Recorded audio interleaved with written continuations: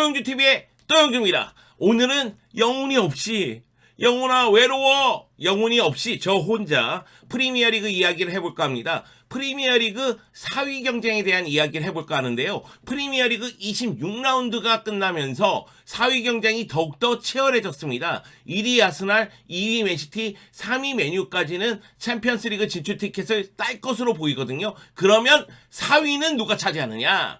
4위는 누구 것이요? 이런 궁금증이 생깁니다. 자, 그러면 저랑 함께 4위 후보들을 만나보시죠. 프리미어리그 26라운드에서 상당히 재미난 결과가 있었습니다. 일단 토트넘 같은 경우에는 손흥민이 골대를 맞췄음에도 골을 얻는데 실패를 하면서 결국 울버햄튼에게 0대1로 패배했고요. 그리고 뉴캐슬 같은 경우에는 맨시티 원정에서 전력차가 좀 드러났었죠. 그러면서 0대2로 패배했습니다. 그리고 리버풀은 노스웨스트 더비에서 맨체스터 유나이티드를 상대로 7대0 대승을 거뒀습니다. 그러면서 현재 순위가 4위 토트넘, 5위 리버풀, 6위 뉴캐슬입니다. 물론 각 팀들이 치른 경기 수가 다르기 때문에 아직까지는 누구에게나 기회가 있다. 또 한 가지 더 말씀드리자면 7위 풀럼, 8위 브라이튼, 9위 브렌트포드도 산술적으로는 4위를 차지할 기회를 잡고 있다고 봐야 되겠죠. 하지만은 4위를 차지할 가장 강력한 후보는 역시 토트넘, 리버풀, 뉴캐슬입니다. 그렇기 때문에 오늘은 토트넘, 리버풀, 뉴캐슬을 중심으로 이야기를 해볼까 합니다. 토트넘이 4위를 유지하는 가운데 리버풀이 시즌 초반 고생을 했지만은 점차적으로 순위를 올리면서 5위까지 올라왔습니다. 뉴캐슬이 4위를 계속 유지하다가 점차적으로 순위가 떨어지고 있는 상황입니다. 사실 리버풀 같은 경우에는 이번에 맨체스터 유나이티드를 상대로 7대0 대승을 거뒀기 때문에 제가 생각하기에는 자신감을 확실하게 얻었다, 이런 생각이 좀 들거든요. 좀 아쉬운 점이 있다면 맨체스터 유나이티드죠. 맨체스터 유나이티드가 리버풀에게 승리를 했다면, 그렇다면은 아스날, 맨시티를 추격하면서 1위 경쟁을 같이 할 수 있는 분위기를 만들 수도 있었을 텐데, 하지만 리버풀에게 대패를 당하면서 잠시 주춤한 모습이고요. 맨체스터 유나이티드가 카라바오컵 우승으로 6년 만에 우승을 거둔 다음에 그 후유증을 좀 노출하고 말았습니다. 자, 혼돈의 4위 경쟁, 각 팀 세부적으로 알아볼까요? 가자고! 역시 순위대로 말씀드리는 게 좋겠죠? 토트넘 현재 순위는 4위입니다. 26경기 치는 동안 14승 3무 9패를 기록했는데요. 최근 분위기가 그렇게 좋다고 보기엔 어렵죠? 연승 연패, 그러면서 롤러코스터 행보를 보여주고 있습니다. 월드컵 이후에 15경기 치렀는데 7승 1무 7패, 리그 11경기에서는 5승 1무 5패.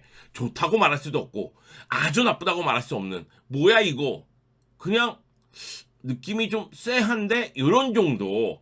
여기다가 이제 경기마다 기복이 있기 때문에 연승 분위기 갔다가 연패 분위기 갔다가 그런 상황을 반복하고 있고요. 콘테 감독이 담낭염 제거 수술을 했죠. 그러면서 팀에서 이탈하고 있는 가운데 크리스티안 스텔리니 수석 코치가 팀을 이끌었는데 매우 좋았어요. 다만 최근 FA컵을 포함해서 2연패를 당해서 분위기가 좀 안 좋은데, 콘테 감독이 AC 밀란전을 앞두고 돌아오죠. 그렇기 때문에 콘테 감독이 돌아오면서 분위기를 또 바꿀 수 있다, 이런 생각이 듭니다.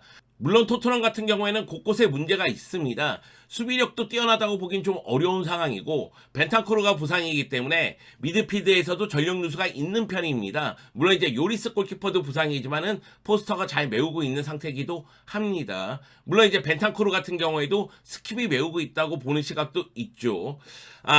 공격 쪽에 대한 이야기를 좀 해볼까 하는데, 해리 케인이 18골 2개의 도움을 리그에서 하고 있기 때문에 확실한 해결사가 있는 건 사실입니다. 하지만 손흥민 선수가 올 시즌에는 리그에서 5골에 멈춰 있습니다. 요 점이 좀 아쉬워요. 그뿐만이 아니라 기대를 모았던 히사리송 같은 경우에는 리그에서 아예 골이 없고요. 클루셉스키 같은 경우에도 2골에 멈춰 있습니다. 겨울에 영입한 단주마 같은 경우에는 리그에서 한 경기밖에 출전하지 않았죠. 그런 점을 고려했을 때는 공격 쪽에서 좀 아쉬움이 있는 것 아닌가, 이런 생각도 듭니다. 콘테 감독이 돌아오기 때문에 콘테 감독이 돌아오면서 분위기를 좀 바꾸고, 그러면서 해리 케인과 손흥민이 동시에 터져줘야 될 것으로 보입니다. 토트넘은 역시 해리 케인과 손흥민 원투 펀치를 이용하는 공격을 보여줘야지만 흐름을 계속해서 타면서 상승세를 보여주지 않을까라는 생각이 듭니다. 물론 여러 가지 변수는 여전히 존재를 합니다. 연승과 연패, 반복적인 흐름을 계속해서 보여주고 있기 때문에 2연승, 3연승 거두다가 또다시 2연패를 당하는 그런 모습이 나오고 있기 때문에 토트넘 입장에서는 어떻게 해서든 일관된 경기력을 유지하는 게 매우 중요하거든요. 콘테 감독 같은 경우에도 돌아오면서 아마 새로운 아이디어를 갖고 돌아오지 않을까라는 생각이 드는데, 물론 이제 콘테 감독이 재계약을 하지 않을 것이라는 이야기가 있기 때문에 여러 가지 좀 팀 내부적으로 시끄러울 수도 있지만, 제 생각에는 역시 토트넘 같은 경우에는 나름대로 분위기를 바꿀 수 있는 힘은 있다, 그런 생각은 좀 들거든요. 문제는 경기 일정입니다. 3월 A매치 이후에 실질적인 라이벌인 브라이튼과 뉴캐슬과 대결을 펼치고요. 맨체스터 유나이티드와 또 대결을 펼치거든요. 맨체스터 유나이티드 같은 경우에는 리버풀에게 발목을 잡혔지만은 리버풀전 대패가 맨유에게는 좋은 약이 될 수도 있는 상황이니까 상황을 좀 더 지켜봐야 되겠습니다. 일단 이길 수 있는 경기는 꼭 이기면서 분위기를 계속해서 끌고 가는 게 토트넘 입장에서는 매우 중요할 듯 보입니다. 자, 그 다음에는 리버풀이죠. 와, 나는 노스웨스트업이 너무 놀랐어요. 네. 물론 코디 학포가 멀티골 넣은 거, 다윈 누네스가 멀티골 넣은 거, 모하메드 살라가 멀티골 넣은 거, 이런 부분들이 놀랬다기보다는 리버풀이 예전의 모습으로 돌아온 것 아닌가. 올 시즌 초반에 미드필더에서의 기동력이라든가 힘이 떨어지는 모습이 있었고, 공격 쪽에서도 모하메드 살라를 이용한 공격 외에는 그렇게 큰 위력을 발휘하지 못한다는 느낌이 들었거든요. 물론 다윈 누네스는 시간이 흐를수록 좋아지는 모습이 있었지만, 그렇다 할지라도 다윈 누네스를 최전방에 배치했을 때 그 효과가 엄청나다, 이렇게 얘기하기는 어렵지 않을까라는 생각이었었는데, 최근 분위기는 다릅니다. 현재 리그 5위까지 올라온 상태고요. 월드컵 이후에 16경기에서 7승 3무 6패, 다시 상승세를 타는 중인데 최근 리그 5경기에서 4승 1무입니다. 결국 학포가 제 역할을 하면서 누네스도 득점력이 상승되고 있는 과정. 사실 이것은 최전방의 학포, 왼쪽에 누네스, 그러면서 둘이 중앙 쪽으로 들어오면서 플레이를 많이 하는데, 그러면 로버트슨이 올라오고 결국 이제 바이세티치가 여기서 왼쪽 라인에서 연계 플레이를 하면서 왼쪽 공격이 힘을 발휘하기 때문이거든요. 오른쪽 공격은 어차피 모하메드 살라가 있잖아요. 살라의 개인 드리블과 스피드 그리고 결정력은 엄청난 무기이기 때문에 오른쪽에 살라, 왼쪽에서는 다윈 누네스라든가 아니면 학포가 호흡을 맞추면서 최전방에서 힘을 발휘하고 있다는 점, 이거는 클롭 감독이 전술적인 해답을 찾았다고 봐야 되겠죠. 여기다가 리버풀의 미드필더가 문제였는데 결국 이제 중앙 쪽에 바이세티치라든가 하비 엘리엇 같은 굉장히 어린 선수들이 들어오면서 그동안 문제였던 미드필드의 기동력이라든가 압박이라든가 체력이라든가 스피드라든가 이런 부분을 또 채워주고 있거든요. 그렇기 때문에 리버풀이 원래의 모습을 찾아가고 있는 것 아닌가, 리버풀이 본색을 드러내는 것 아닌가, 이런 생각이 듭니다. 물론 리버풀 같은 경우에도 올 시즌 부상 선수가 계속 생기면서 어려움이 있었고, 전반기에는 전체적인 경기력 저하가 따라오면서 순위가 많이 내려갔었는데요. 지금은 5위까지 올라왔고, 특히 공격 쪽에서 누네스가 골을 넣고 학포가 골을 넣고 살라가 골을 넣고 있단 말이에요. 누네스 같은 경우에는 최근 5경기에서 4골, 학포 같은 경우에는 최근 6경기에서 4골, 확실하게 득점포를 가동해주고 있다는 거죠. 지금 이 순간 많은 팀들이 리버풀을 주시할 거예요. 아, 피하고 싶다. 물이 오른 리버풀은 무섭습니다. 그렇기 때문에 리버풀은 지금의 기세를 이어가는 게 매우 중요할 듯 싶어요. 다만 3월 A매치 이후에 맨시티, 첼시, 아스날을 연달아 만납니다. 그래서 이 3연전에서 어떤 성적을 거둘까, 이것이 관건으로 보입니다. 자, 다음은 좀 아쉬운 팀이죠. 뉴캐슬에 대해서 이야기를 해볼까요? 뉴캐슬이 리그 3위까지 올라갔다가 현재는 6위까지 내려온 상태입니다. 물론 경기 수가 24경기니까 뉴캐슬 입장에서는 기회는 여전히 있다. 바로 이 손 하나에 있소이다. 뉴캐슬은 자신들의 운명을 개척할 기회를 스스로 만들어갈 수가 있는 상황이긴 합니다. 그런데 뉴캐슬 같은 경우에는 최근 분위기가 좋다고 보긴 어렵습니다. 아니, 나쁩니다. 최근 5경기에서 2무 3패를 기록했거든요. 이 부분에 대해서 이 에디에오 감독이 팀을 너무나 잘 만들어놨고, 뉴캐슬의 베스트 11은 상당히 무섭습니다. 그렇지만은 고착화된 선발 라인업, 이것이 문제로 작용하는 것 아닌가? 그런 생각이 잠깐 들었어요. 왜 그러냐면 고착화된 라인업 때문에 상대가 뉴캐슬을 어떻게 상대할지 파악을 한 것 같고요. 또 한 가지는 주축 선수들이 후반전에 체력적인 문제를 서서히 노출하기 시작했습니다. 또 카라바오컵 우승 직전까지 갔다가 우승에 실패했기 때문에 사기도 많이 떨어진 모습이거든요. 여러 가지 안 좋은 상황이 동시다발적으로 생기고 있다. 그리고 뉴캐슬은 올 시즌에 확실한 해결사가 있다고 보긴 어렵습니다. 물론 미고의 알미론이 10골이나 넣으면서 리그에서 해결사 역할을 했지만은 미고의 알미론 잘한 건 맞아요. 근데 알미론이 해결사라는 건 문제가 있는 거 아니에요?